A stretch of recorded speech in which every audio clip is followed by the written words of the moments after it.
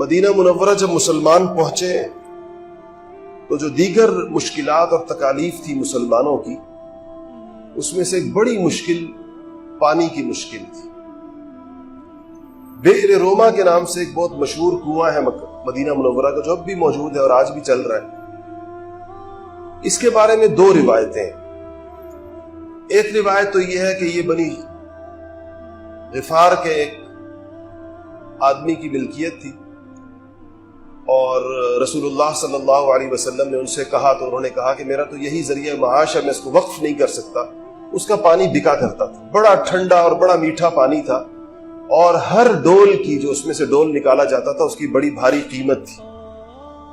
دوسری روایت یہ ہے کہ یہ ایک یہودی کی ملکیت میں تھی، اور جو یہود کا مزاج ہے اس نے اس پانی کو انتہائی مہنگا کیا ہوا تھا، اور صحابہ جو مہاجر آئے تھے غریب تھے اور ان کے پاس اتنے مالی وسائل نہیں تھا، ان کے لیے اس کا پانی خریدنا بڑا مشکل کام تھا۔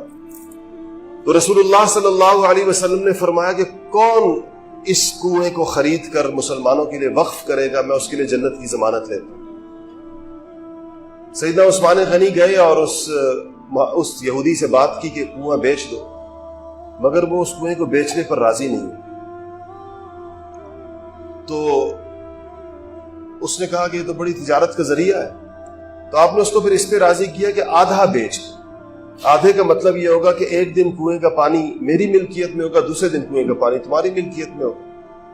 اس پر وہ راضی ہو گیا، چونکہ یہودی تھا، اس نے سوچا پیسے بھی مل رہے ہیں اور کنواں بھی آدھا ہاتھ کے اندر ہے۔ تو جب اس نے اس پر بیچ دیا عثمان غنی کو، تو آپ نے اپنا دن جو تھا اس کو مسلمانوں کے لیے وقف کر دیا۔ آپ نے فرمایا کہ اس دن جو بھی پانی لے کر جائے مفت ہوگا۔ اب جب ایک دن پانی مفت مل رہا تھا اور دوسرے دن مہنگا مل رہا تھا، تو لوگ اسی مفت والے دن میں بھر کے لے جاتے تھے، اور مہنگے والے دن کوئی نہیں آتا تھا جو یہودی کا دن تھا۔ وہ خود عثمان غنی کے پاس آیا اور کہا کہ یہ باقی آدھا کنواں بھی خرید لیں۔ تو آپ نے باقی آدھا بھی، روایات میں آتا ہے کہ 35,000 درہم کا اس زمانے کے اندر چاندی کا سکہ تھا، درہم چاندی سے بنتا تھا، 35,000 درہم کا یہ کنواں خریدا اور حضور صلی اللہ علیہ وسلم کے فرمانے کے اوپر اس کو وقف کیا۔ آج بھی 1400 سال گزر گئے ہیں، وہ جو آپ نے دیکھا ہوگا جو مزرع عثمان کے نام سے مدینہ منورہ کے اندر ایک باغ ہے، اس کے اندر وہ کنواں آج بھی موجود ہے، اور ویسا ہی ٹھنڈا اور ویسا ہی میٹھا ہے۔ مسجد نبوی کی جب توسیع کا مرحلہ آیا، رسول اللہ صلی اللہ علیہ وسلم نے مسجد بنائی، اور چند ہی سالوں کے اندر، ابتدائی چند سالوں کے اندر مسجد نبوی تنگ پڑ گئی۔ پھر ایک اس کے ساتھ ایک زمین تھی جو بک رہی تھی اور بہت مہنگی تھی مسجد کے ساتھ۔ حضور صلی اللہ علیہ وسلم نے فرمایا کہ کون اس زمین کے ٹکڑے کو خرید کر مسجد نبوی کے اندر شامل کرے گا، میں اس کے لیے جنت کی ضمانت لیتا ہوں۔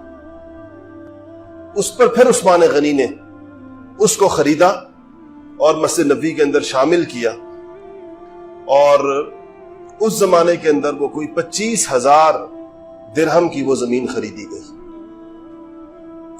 اللہ جل شانہ کی شان ہے کہ جس عثمان نے سارے مدینے کو پانی پلایا، 40 دن اہل مدینہ نے اس زمانے، ان فسادی باغیوں نے جو مدینہ میں آئے، عثمان کو خود پانی نہیں پینے دیا۔ اور جس مسجد کو عثمان غنی نے توسیع کی، جس کی زمین خرید کر اس میں شامل کی، اسی مسجد میں آپ کا داخلہ بند کیا۔